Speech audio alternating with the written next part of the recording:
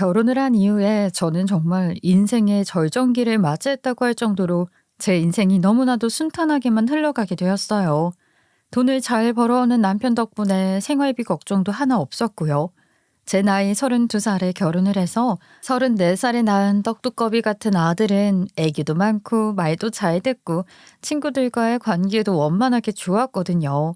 항상 칭찬만 받아오는 아들이었기 때문에 다른 엄마들 사이에서도 항상 아들 하나 잘 키웠다 하는 이야기까지 들을 수 있었지요.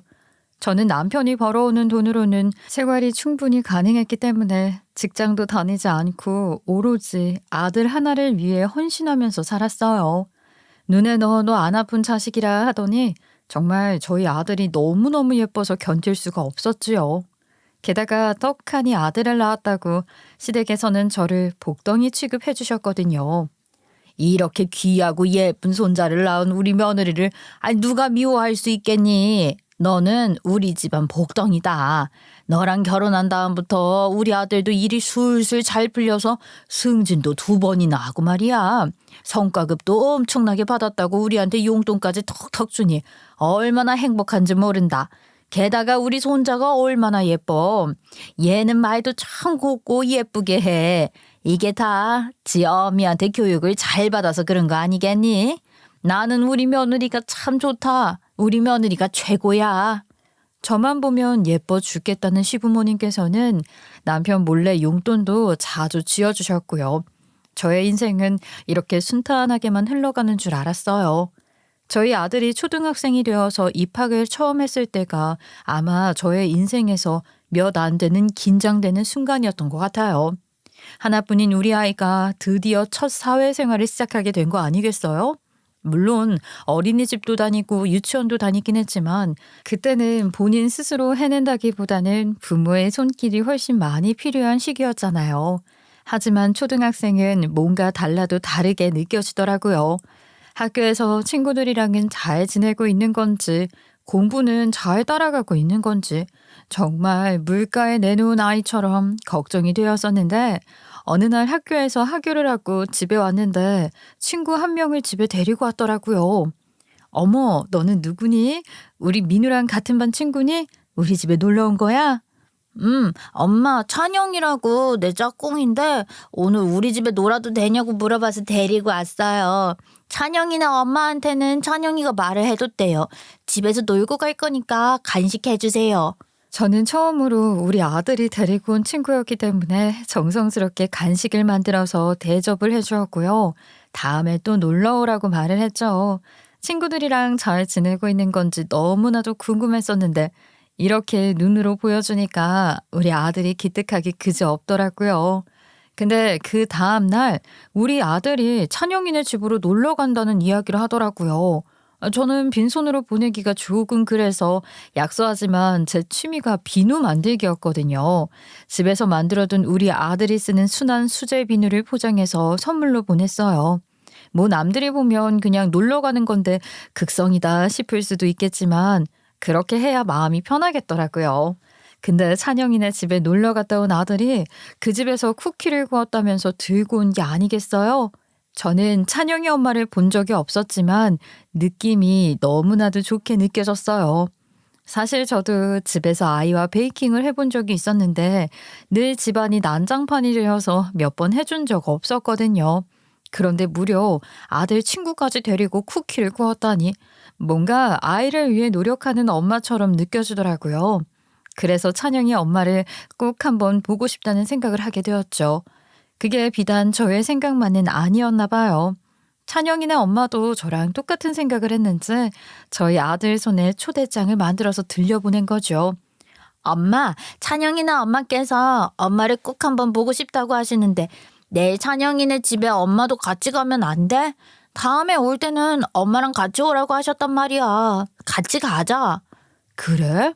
엄마도 찬영이 엄마를 꼭 한번 보고 싶었는데 잘 됐다. 그럼 우리 선물 같은 거 같이 사서 내일 찬영이네 집으로 놀러 가자. 다음날 저는 문방구에서 찬영이에게 줄 선물을 포장해서 찬영이네 집으로 가게 되었어요. 찬영이 엄마랑 드디어 인사를 하게 되었죠.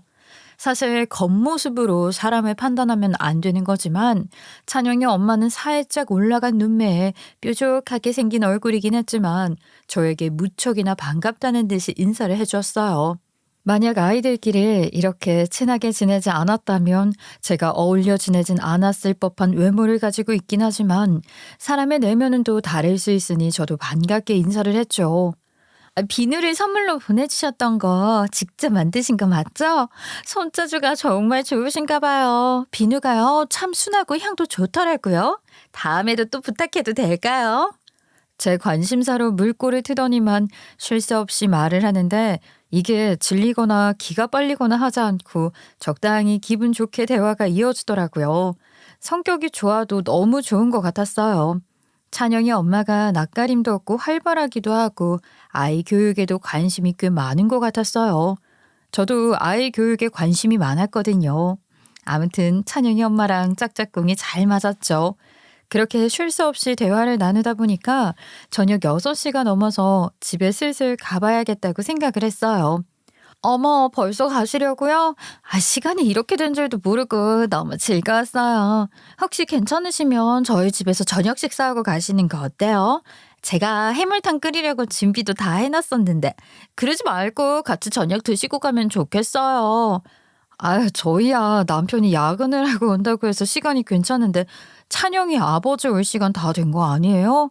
퇴근하고 집에 왔는데 불청객이 있으면 불편하실 수도 있잖아요. 다음에 같이 먹어도 되는데요, 뭐. 우리 앞으로 시간 많잖아요. 저 아빠 없는데. 그 말에 저는 너무나도 당황을 하고 말았죠. 아이가 먼저 아버지가 안 계시다고 이야기를 하는데 놀라지 않을 사람이 어디 있겠어요. 순간 제가 아무것도 모르고 실수를 했구나 싶어서 허둥지둥하고 말았죠. 그러고 보니까 집안 어디에도 결혼 사진이라든지 아이 아빠와 찍은 사진 같은 게 없더라고요. 제가 이혼을 하고 아이를 혼자 키워서요. 저희 찬영이도 그게 부끄러운 일은 아니라고 생각을 하는지 이렇게 가감없이 말을 해서 꼭 다른 사람들이 당황시키더라고요. 죄송해요. 아유, 아니에요. 죄송할 일이 뭐라고. 그럼 오늘 찬영 엄마가 만들어준 해물탕 먹고 갈까요? 저 해물 엄청 좋아하는데. 너무 잘 됐다. 마음이 너무 짠하고 제가 막 보듬어주고 싶다는 생각이 들더라고요. 저랑 찬영이 엄마는 그날 저녁을 먹으면서 맥주도 한 잔 나누게 되었어요. 술이 들어가니까 막 속에 있었던 이야기도 술술 나오고 제가 언니라고 말을 놓으라고 해서 저도 막 반말하고 찬영이 엄마는 저한테 언니 언니 하고 정말 둘도 없는 절친이 되었다고나 할까요?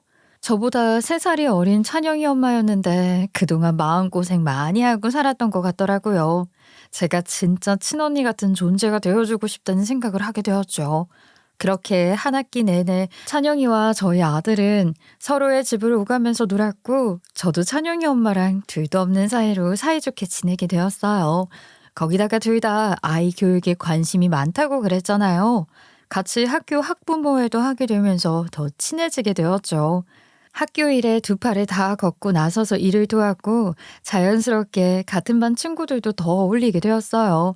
저랑 찬영이 엄마까지 해서 총 6명이서 모임을 하게 되었습니다. 아이들 학원도 서로 정보를 교환해서 같은 곳으로 보냈고요. 서로 일이 생기게 되면 품앗이처럼 아이들을 봐주기도 하고 간식도 챙겨주고 하면서 두루두루 친하게 지냈죠. 저희 모임에 이름도 있었어요. 아우디라고요. 아줌마들의 우정은 뒤질 때까지 간다 였죠. 애엄마들끼리 만나서 서로 시댁욕도 하고 남편 흉도 보고 서로 좋은 게 있으면 공유도 하고 아이들 용품 공동 구매도 하면서 시간을 보내다 보니까 정말 그 어떤 모임보다 더 챙기게 되더라고요. 아이들이 서로 동급생이라는 공통점이 있다 보니까 한 학기 만에 사이가 진득해졌죠. 같이 이것도 하고 저것도 하자면서 계획을 세우다가 찬영이 엄마가 그러더라고요. 우리 같이 계획 같은 거 하면 어떨까요? 서로 경조사도 챙기고 돈이 모이면 애들 데리고 해외여행도 가고 하면 좋잖아요. 아니면 어디 근교로 풀빌라 펜션 같은 거 잡고 놀러 가도 좋을 것 같은데. 이렇게 서로의 집을 오가는 것도 좋지만 시간 내서 멀리 가도 좋지 않겠어요? 어머, 너무 좋은 것 같다. 나도 애들 친구 엄마들이랑 같이 놀러 가고 싶었는데 애들끼리 어울려 놀고 엄마들은 엄마들끼리 놀고 딱이잖아. 가족들끼리 여행 가면 내가 아이 다 챙겨야 해서 제대로 놀지도 못했는데. 아 그래 당장 하자 당장. 개돈 10만 원씩 모으는 거 어때? 10만 원이요? 그러면 애들 데리고 해외여행도 못 가요. 그거 알아요? 요즘 동남아에 영어 프로그램 좋은 거 엄청 많잖아요. 애들은 영어 공부하고 엄마들은 수영하고 노는 그런 패키지들이 있어요. 보통 2, 3주 정도 일정으로 호텔 잡고 가는 건데 대충 3, 400만 원 정도 든다고 하더라고요. 내년 여름에 다 같이 가려면 한 달에 30만 원은 모아야 하지 않겠어요? 솔직히 부담되는 돈이긴 했지만 그래도 내년 여름에 해외에 가서 애들 영어 공부도 시키고 엄마들은 쇼핑이랑 운동도 하고 여유롭게 즐기면 좋겠다는 생각이 들어서 다 같이 30만 원씩 개를 들기로 했어요. 그렇게 1학년을 마치고 2학년이 되어서 새 학기를 시작하게 되었습니다. 초등학교 1학년 6월부터 개를 들기 시작해서 2학년 3월까지 입금을 했으니 10달이라는 시간 동안 개를 유지한 거죠. 1인당 300만 원, 총 6명이니까 1,800만 원이라는 큰 돈이 모인 거 아니겠어요? 근데 여기서 아주 충격적인 일이 일어나게 되었습니다. 엄마, 새 학기가 시작되었는데 찬영이는 아직 방학인 줄 알았거든. 왜냐하면 2학년이 되었는데 찬영이가 학교를 안 나오는 거야. 다른 반인 줄 알았는데 선생님이 그러는 거야. 찬영이가 전학을 갔다고. 찬영이가 이제는 우리랑 같이 학교를 안 다닌다는 거야. 나 너무 충격받았어. 어떻게 말도 없이 그렇게 전학을 갈 수 있지? 어? 찬영이가 전학을 갔다니. 그게 무슨 소리야? 아니 얼마 전까지만 해도 찬영이랑 놀았었는데 갑자기 말도 없이 전학을 갔다고? 선생님이 그러던데. 찬영이는 이제 우리 학교에 안 다니니까 찬영이 그만 찾으라고. 찬영이 전학 갔다고 그랬어. 다른 학교 갔다고. 저는 이게 무슨 소린가 싶어서 정신이 멍해졌죠. 개인 모임을 같이 하던 엄마들에게 연락을 했더니만 다들 찬영이 엄마랑 연락이 안 된다고 하지 않겠어요? 저는 저희 아들이 찬영이 전학 갔다고 하더라 하고 이야기를 하니 저희 개또는 어떻게 된 건가 다들 난리가 난 거죠. 결국에는 제대로 알아봐야겠다 싶어서 저까지 5명이서 학교에 찾아가서 1학년 때 담임 선생님을 찾았어요. 선생님, 찬영이가 전학을 갔다는 이야기를 들었는데 그게 사실인가요? 아니, 갑자기 전학이라니. 혹시 어디 학교로 갔는지 알 수 있을까요? 글쎄요. 찬영이가 갑자기 전학을 가게 되어서 2학년부터는 다니지 못한다고만 했어요.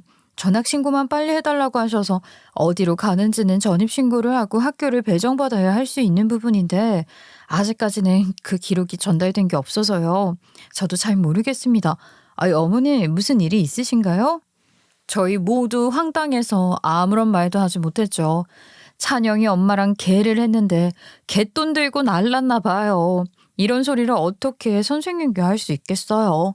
저희는 서둘러서 찬영이가 살던 집으로 찾아가는데 글쎄 집이 텅 비어 있더라고요. 저희가 문 앞에서 이게 무슨 일이냐고 수근거리자 집주인으로 보이는 사람이 나타나서 화를 내시더라고요. 아줌마들 여기 살던 그 새댁이랑 아는 사이지?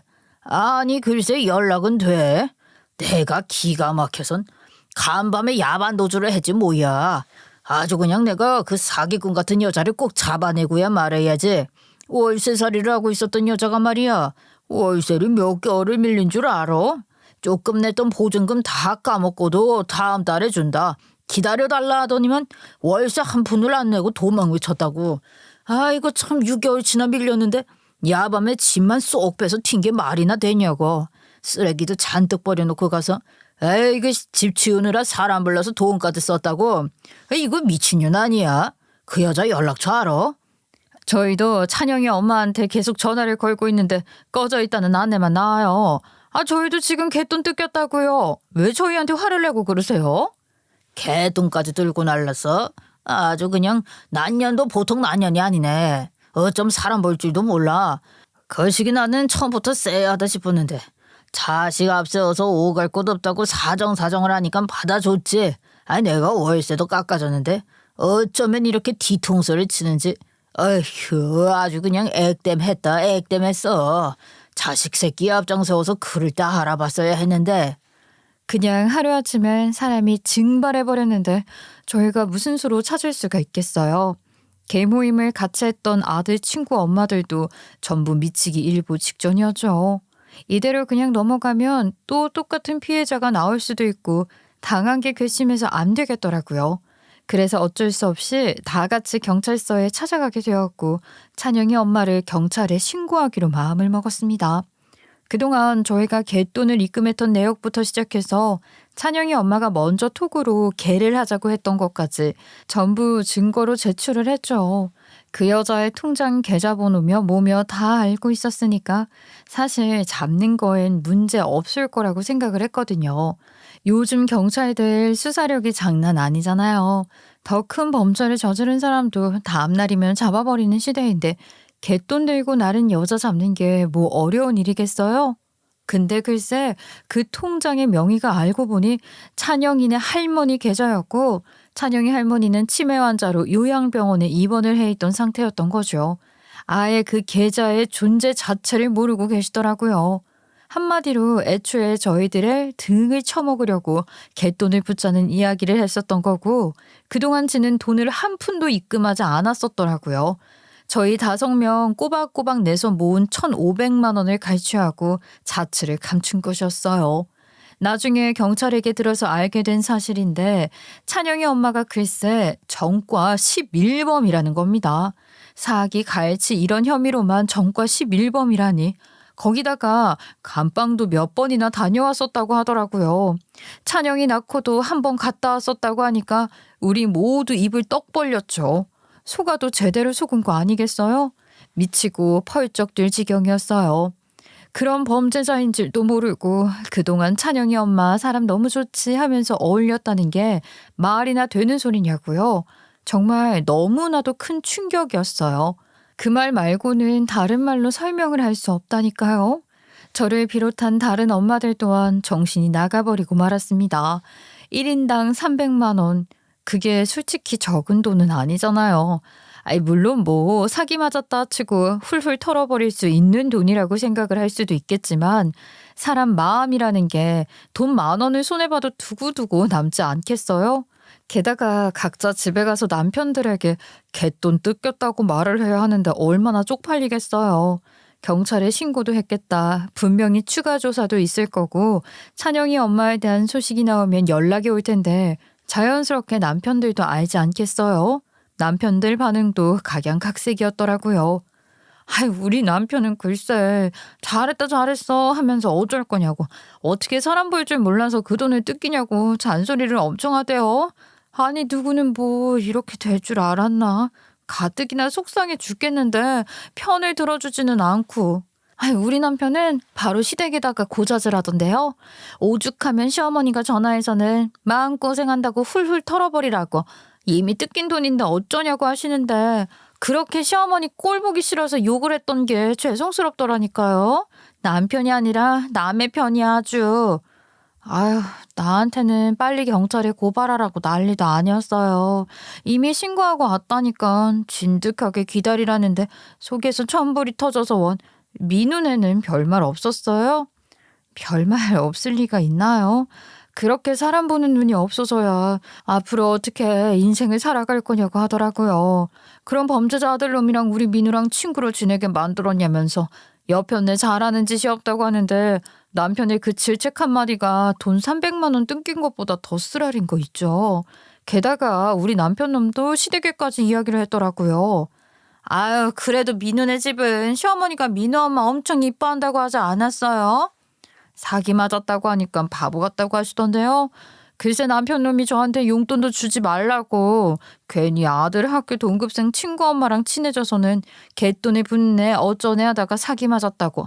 아 근데 그 여자가 전과 11범이더라 하면서요. 시어머니께서 글쎄 전과 11범에 놀라셔서는 어떻게 그런 것도 모를 수가 있냐고.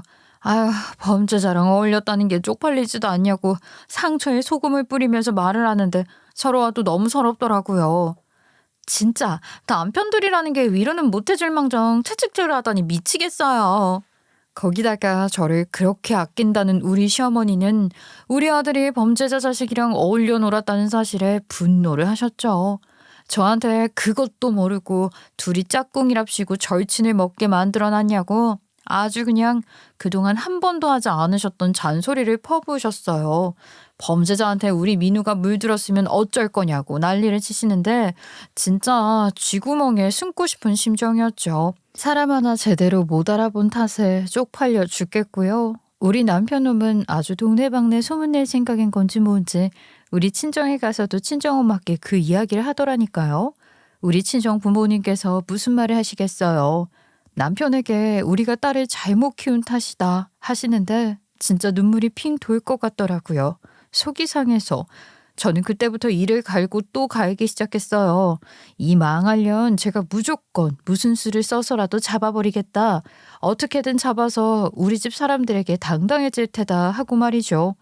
그때부터 저는 매일같이 경찰서에 들락날락하면서 새로운 소식은 없는지 수사관이 뭐 알아낸 게 있는지 없는지 찾아보기 시작했어요. 거기다가 그년이 활동했던 맘카페 같은 것도 뒤져보고 진짜 찾을 수 있는 모든 기록을 찾아보려고 엄청나게 애를 썼습니다. 근데 제가 그년을 잡는 것에 정신이 나가도 너무 나간 거죠. 정말 그렇게까지 목을 매달았으면 안 되는 것이었는데 아들이 학원 갔다 와서 배고프다고 하는데도 찬영이 엄마 소식 찾느라고 애 간식도 안 주고 막 밥 시간도 놓치고 숙제 검사도 안 하고 그렇게 정신을 빼놓고 살아버렸어요. 당신 민우 숙제 안 챙겼어? 어제는 준비물을 빼놓고 가서 수업 시간에 그냥 아무것도 못했다고 하더니만 도대체 정신을 어디다가 두고 사는 거야? 아직도 그 찬영이 엄마인지 뭔지한테 매달리는 거야? 아 진짜 정신 나간 사람처럼 보이니까 작작 좀 해. 아 내가 알아서 한다니까. 나는 찬영이 엄마 그냥 꼭 잡아야겠으니까. 내가 다 알아서 챙길 거야. 그러니까 잔소리 그만해. 챙기는 게 하나도 없으니까 이러는 거 아니야. 당신이 민우 챙기면서 경찰서 들락날락하고 있으면 말을 안 해. 그것도 아니잖아. 다른 엄마들은 어쩌고 있는데. 남편에게는 솔직하게 말 못했죠. 다른 엄마들은 그냥 포기하겠다. 나중에 경찰이 연락을 주던가 하지 않겠냐 하는데 저는 그 300만 원이 아까워서가 아니라 집안에서 남편에게 무시를 당한 게 너무나도 싫어서 더 목을 매달고 있었던 거라고요. 경찰이 수사를 하는데도 진전이 없으니까 어느 세월에 잡아줄 줄 알고 손을 놓고 기다리겠냐고 저는 무조건 찾아낼 거라면서 흥신소 같은 곳에도 문의를 하고 그랬었거든요. 한 번은 착수금 주면 찾아본다는 말에 남편 몰래 생활비 통장에서 300만 원을 빼서 의뢰를 했는데 자취를 감춰서 못 찾는다고 하더라고요. 그냥 생돈 날린 거죠.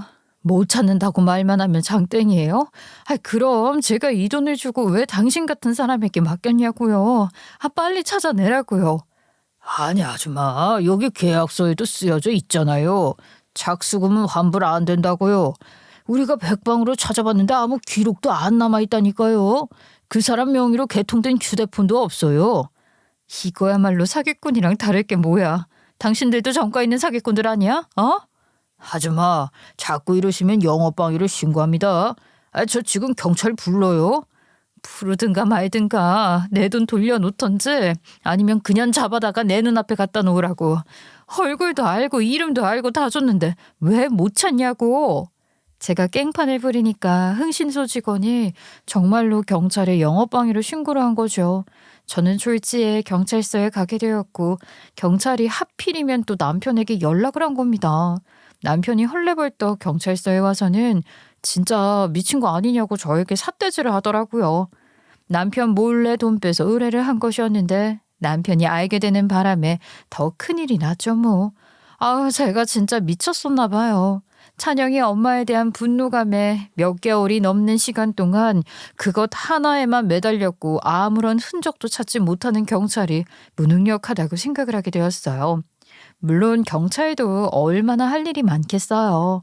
강력범죄가 넘치는 세상에 고작 그 사기꾼 자범인데 중요한 사항도 아니니까 뭐 그런 거겠지만 아무튼 제가 너무 목을 매달고 있으니 남편은 더 이상 그 꼬락서니 못 봐주겠다고 제발 그만하라고 저를 말리고 핀잔을 줬는데 그럴 때마다 저는 더 의지에 불타버렸어요.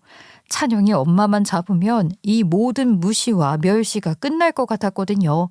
그러던 어느 날 아이가 학교를 다녀온 다음에 학원에 가기 전에 잠시 집에 들렀는데 배가 계속 아프다고 하는 거예요. 제가 그때도 찬영이 엄마 흔적 찾는다고 바빴거든요. 휴대폰을 보면서 그년이 어디 남긴 흔적이 있나 없나 막 찾아보고 있는데 아들이 옆에서 계속 배가 아프다고 하니까 저도 좀 신경질적으로 말을 했죠. 배가 아파? 아이 그럼 약 먹어. 아니면 똥을 싸. 골고루 안 먹고 매번 군것질만 하니까 그렇게 배가 아프지. 화장실에 들어가 앉아 있어봐. 진짜로 배가 너무 아프단 말이야. 배가 막 쥐어짜는 것처럼 아파. 엄마, 나 아파. 아들이 배가 아프다고 옆에 들러붙어서 막 우는 거예요. 가뜩이나 찬영이 엄마에 대한 흔적을 찾는다고 심혈을 기울이고 있는데 울기까지 하니까 더 짜증이 났어요. 저도 모르게 아프다는 아이를 달래줄 생각도 하지 않고 소리를 질렀죠. 배가 아프면 약을 먹으라니까. 저기 서랍에 보면 배 아플 때 먹는 시럽 있잖아. 그거 먹고 똥 싸면 낫는다고. 그 순간 수사관에게서 전화가 온 것입니다. 찬영이 엄마의 흔적을 찾은 것 같으니까 체크를 조금 해달라고 경찰서에 와줄 수 있냐고 물어보시더라고요. 사진으로 제보가 도착을 했는데 본인은 찬영이 엄마의 얼굴을 모르니까 저에게 확인을 해달라고 하더라고요. 저는 드디어 몇 개월 만에 찬영이 엄마에 대한 꼬리가 잡힌 것이라 생각을 하고는 당장 찾아가겠다고 말을 했죠. 아이는 배가 아프다고 떼굴떼굴 구르고 있는데 저는요 딱 봐도 학원 가기 싫어서 꾀병을 부리는 것 같아 보이더라고요.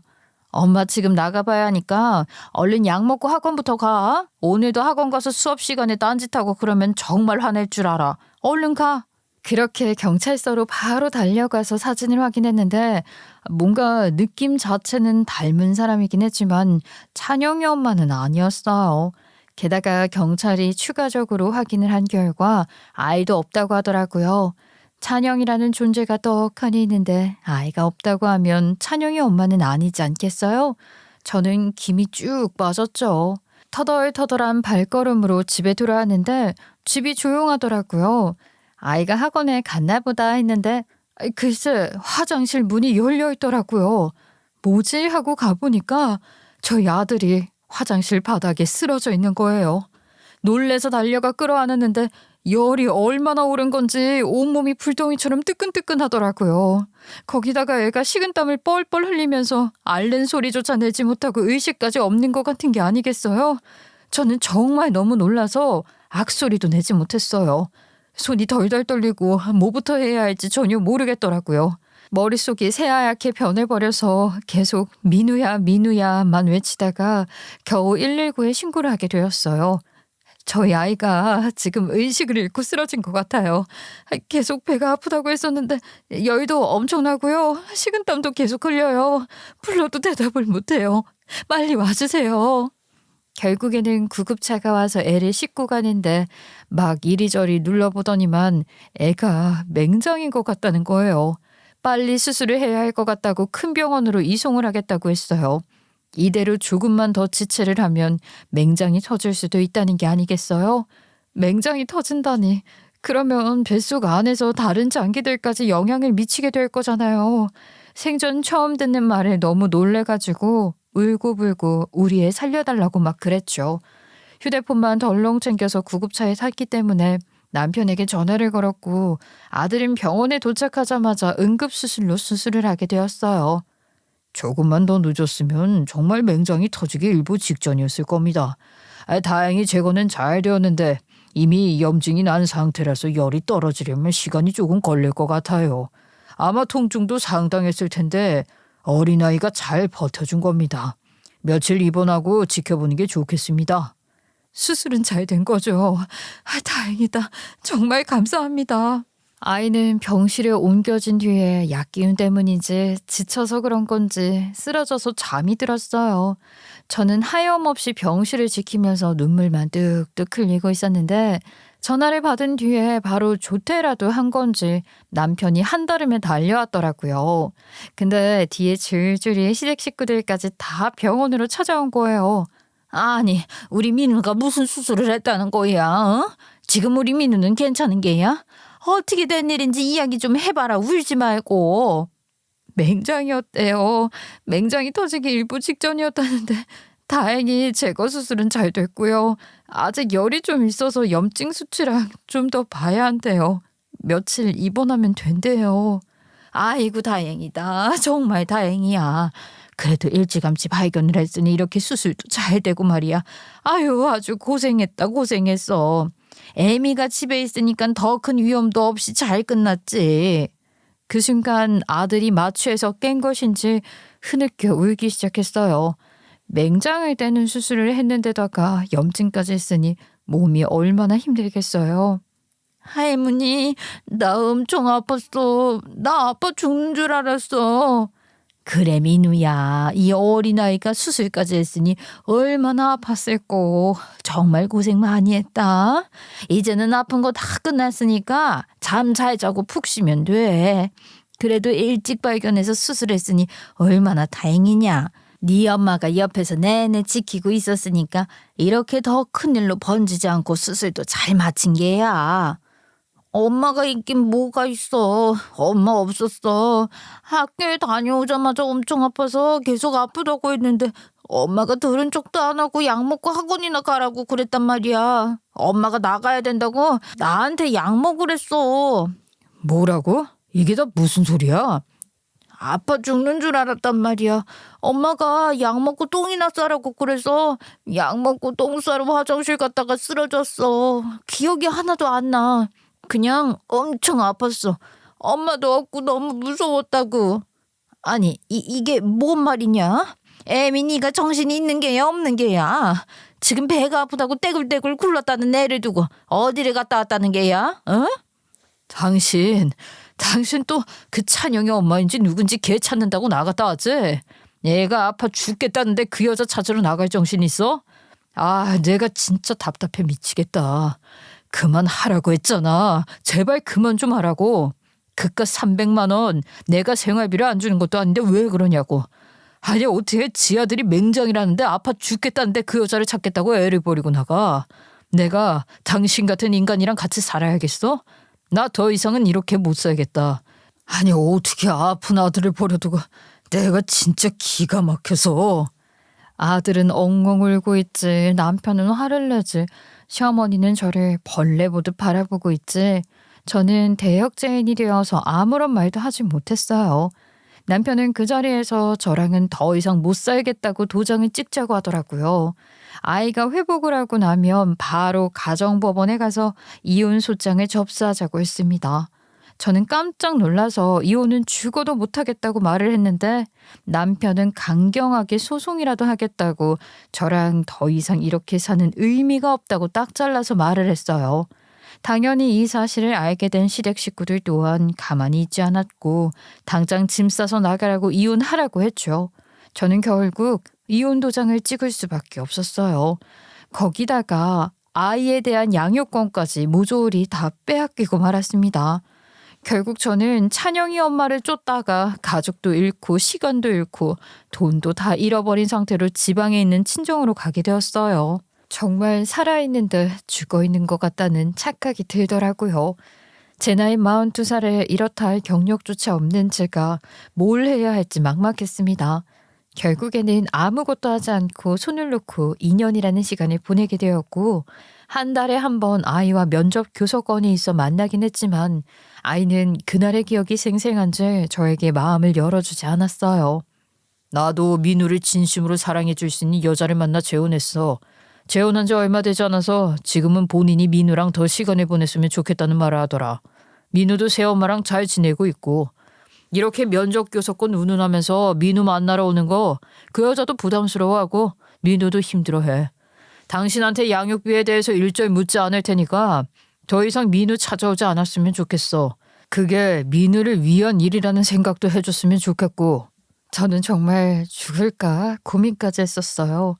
보다 못한 친정엄마가 아무도 모르는 곳에 가서 혼자 살면서 마음을 다잡으라고 저를 내쫓아냈고 저는 결국 경남에 있는 촌이지만 나름 대형 마트도 있는 곳으로 이사를 가게 되었습니다. 그곳에서 45살을 맞이했고 저는 다시 한번 마음을 다잡기로 결심을 했어요. 이렇게 산다고 해서 저에게 주어지는 것이 아무것도 없었으니까요. 그래서 뭐라도 하나 배워보자라는 심산으로 주민센터를 찾아가니까 이곳은 촌마을이라서 주민센터에서 운영하는 문화체험 같은 게 있다는 거예요. 한마디로 마트 문화센터처럼 3개월 단위로 무언가를 배울 수 있는 것이었어요. 십자수도 있고 한글 공부도 있고 어른들의 마침 공부들이 있었는데 그중에 꽃꽂이가 있더라고요. 제가 워낙 손재주가 좋아서 비누를 만들기도 하고 했었으니까 꽃꽂이를 배워보고 싶은 마음에 등록을 했어요. 매주 수요일마다 주민센터에 가서 꽃꽂이를 배웠는데 거기에 진짜 안 어울리는 사람 하나가 있는 거예요. 덩치가 큰 남자였어요. 왼쪽 눈 옆에는 엄청 큰 사마귀가 있는 남자였는데 생긴 건 어디 소도 때려잡게 생긴 사람이 꽃꽂이를 배우고 있으니 너무 이상하더라고요. 근데 뭔가를 배우는 데는 생긴 게 전혀 상관없으니까 저는 수업을 열심히 들었어요. 할머니들 사이에서 나름 40대인 저랑 그 남자는 젊은 편에 속했죠. 그러다 보니까 자연스럽게 둘이 대화를 더 많이 하게 됐고 아는 사람 하나 없는 곳에서 저는 사람의 온기가 참 그리웠나 봐요. 저의 가족을 잃었잖아요. 그것도 저희 한순간의 실수로 제 배로 나 평생을 사랑만 주며 키운 저희 아이도 잃고요. 그런 이야기를 하다 보니까 그 남자가 저한테 그러더라고요. 저도 와이프랑 이혼을 한 뒤에 아이 얼굴을 못 보게 된 지 벌써 10년이 지난 것 같네요. 아마 지금 우리 아이 얼굴을 보면 누군지 못 알아볼 것 같아요. 아이도 제가 아버지인 걸 못 알아보겠지만요. 그래도 민우는 엄마랑 같이 산 시간이 있으니까 친엄마가 누군지 존재도 알고 얼굴도 알잖아요. 이혼의 아픔에 대해 이야기를 하다 보니까 공감대가 형성이 되었어요. 사람에게 받은 상처는 사람으로 치유하는 거라고 우리는 주민센터 꽃꽂이 수업이 끝이 나면 밥도 먹고 커피도 한잔하는 사이가 됐어요. 같이 수업을 듣는 할머니들은 젊은 남녀가 결혼도 안 했는데 보기 좋다면서 둘이 사귀어라 결혼해라 했고 우리는 그게 은근히 싫지 않았어요. 저도 남편에게서 받은 상처가 있었으니까 그래 이 나이에도 좋은 사람 만날 수 있다는 걸 증명해보자 싶었어요. 왜냐하면 그 남자가 정말 다정했거든요. 항상 제 이야기를 들어주고 깊게 저와 함께 고민을 나눠주는 사람이었기에 아는 사람 하나 없는 곳에서 너무나도 의지가 됐어요. 어떻게 보면 강제로 쫓기듯이 내려오게 된 곳이었지만 좋은 인연을 만나기 위한 발판이었나 싶더라고요. 우리는 연애를 시작한 지 1년이 지나서 결혼을 하자는 이야기가 나오게 되었어요. 제 나이 46살, 재혼을 하는 건 좋은데 결혼식을 다시 올릴 자신은 없더라고요. 뭐 잘한 게 있다고 결혼식까지 올리겠어요.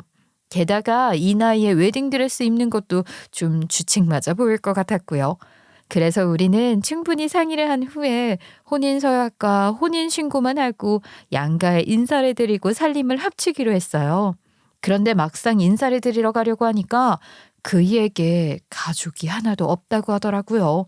한마디로 재혼한 새 남편은 고아였기에 우리 집에만 인사를 드렸죠. 아이 갑자기 재혼을 하겠다고? 아이구야 결혼해서 그렇게 살아봐 놓고는 또 재혼을 하겠다는 말이 나와? 거기다가 무슨 산적같이 생긴 사람을 데리고 와선 결혼을 하겠다고. 나는 영 생긴 게 마음에 안 드는데 네가 그렇게 좋다면 너 알아서 해라. 나는 그냥 신경 안 쓰고 살란다. 그렇게 저는 애매모호한 반대를 이겨내고 새 남편과 혼인신고를 하게 되었죠. 그렇게 3개월 정도 살았는데 정말 너무나도 행복했어요. 그러던 어느 날 모르는 번호로 전화가 한 통 걸려오길래 뭔가 싶어서 받았더니만 글쎄 찬영이 엄마를 수사하던 수사관이라고 하더라고요. 드디어 찬영이 엄마를 잡았다는 연락을 받게 된 것입니다. 사건이 일어난 지 5년이 지나고 나서야 겨우 찬영이 엄마를 찾게 된 것이었어요. 대구에 있는 경찰서에서 수사를 받고 있다고 했고 저는 경남 지역에 있었기 때문에 재혼한 남편을 쫄라서 차를 타고 대구까지 가게 되었어요. 아니 꼭 나까지 같이 가야 하는 거야? 아니 나는 그런 자리에 가는 거 은근히 무섭고 싫던데. 대구까지 가는 거 차로 가는 것보다 기차 타는 게 훨씬 빠를 텐데. 아니, 나도 혼자 가기 싫단 말이야. 그러지 말고 같이 가자. 내가 그 어떤 것보다도 기다렸던 소식이니까 꼭 같이 가져왔으면 좋겠어. 이거야말로 드디어 과거를 전부 청산하고 새 출발을 할 수 있는 기회란 말이야.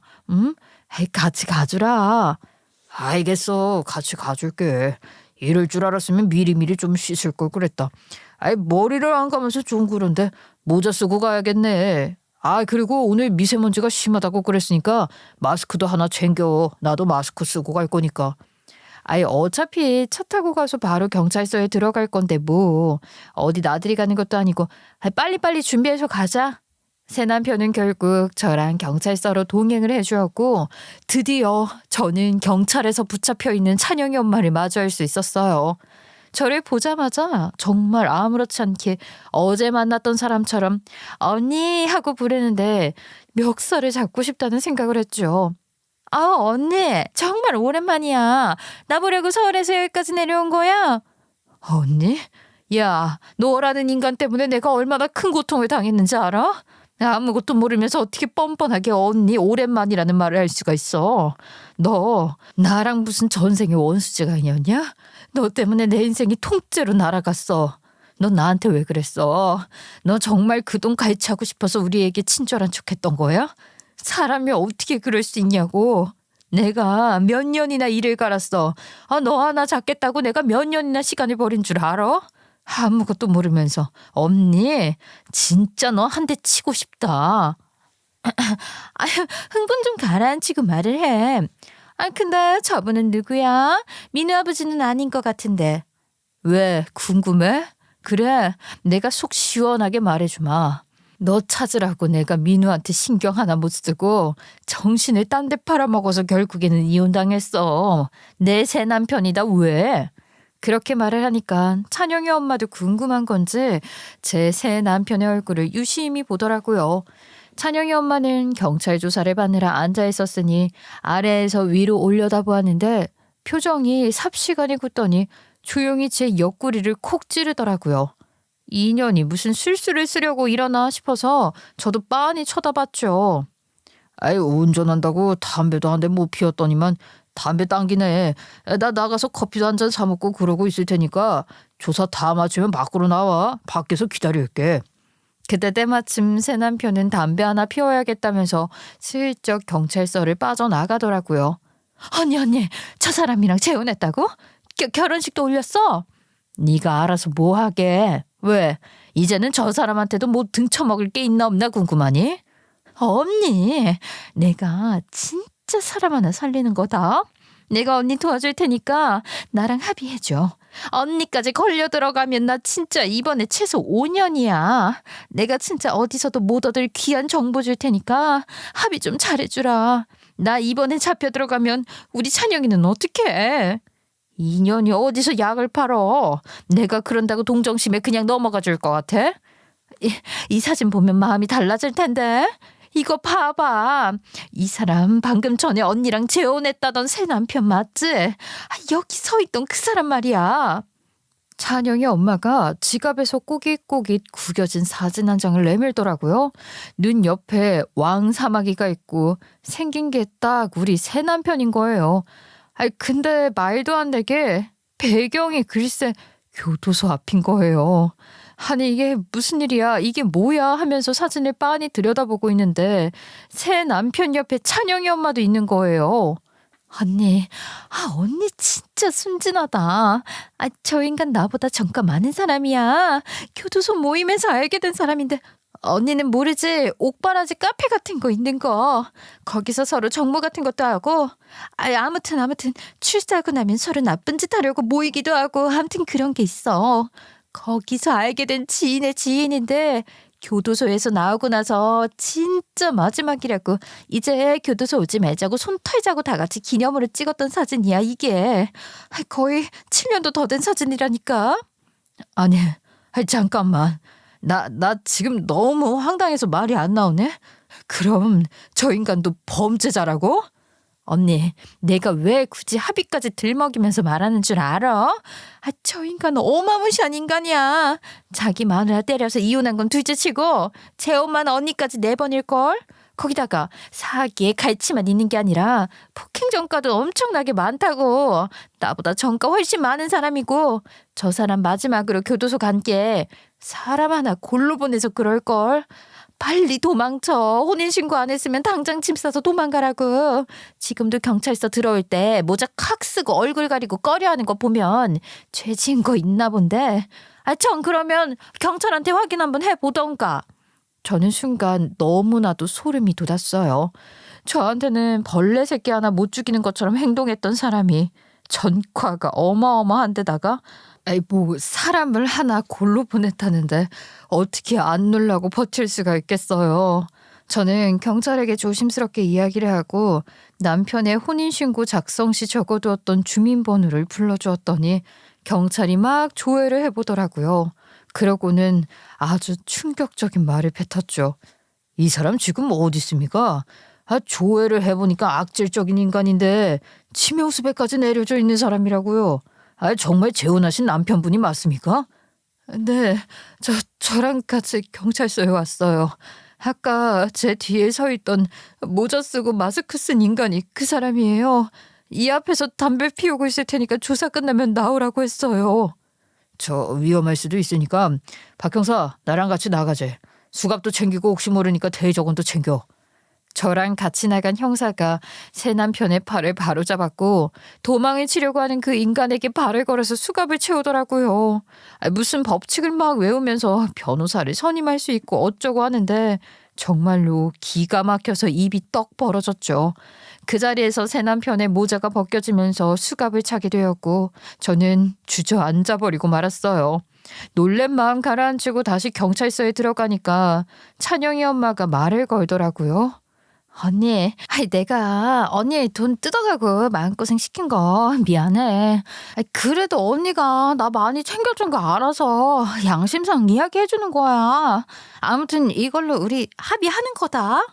진짜 몇 번의 뒤통수를 맞는 건지 어안이 벙벙해서 대꾸도 못하겠더라고요. 저는 새 남편을 유치장에 가둬놓고서 경찰서 근처에 있는 변호사 사무실에 뛰어들어갔죠.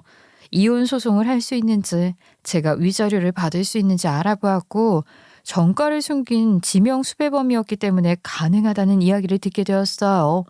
그 이후에 친정 부모님께 전화를 했고 어쩔 수 없이 친정의 도움을 받아서 현행범으로 잡혀 재판을 받게 된 새 남편에게 이혼 소송을 걸었습니다.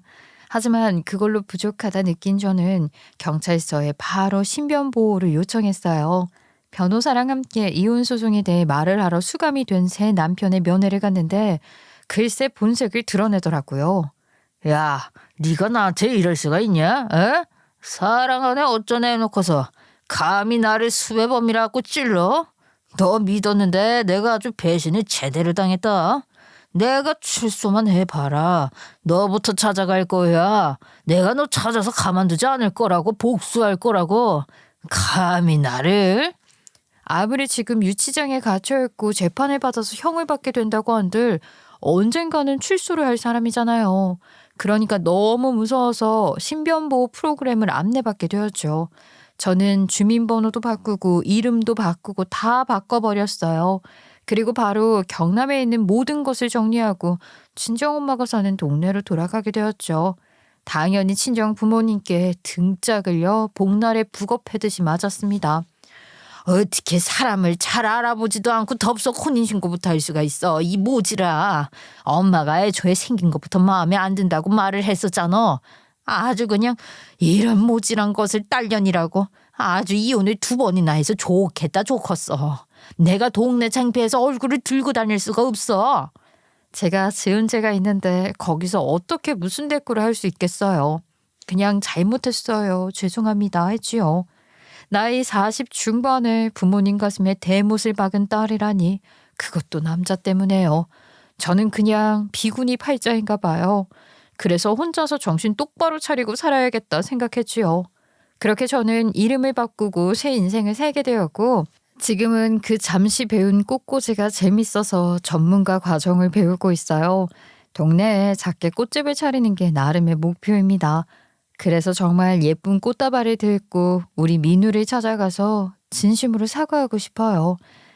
재혼한 남편은 다행히 그간 모든 죄에 대한 정확한 법의 심판을 받았고 악질적으로 죄를 뉘우치지 않고 숨어 살았던 점까지 가중처벌을 받게 되었어요.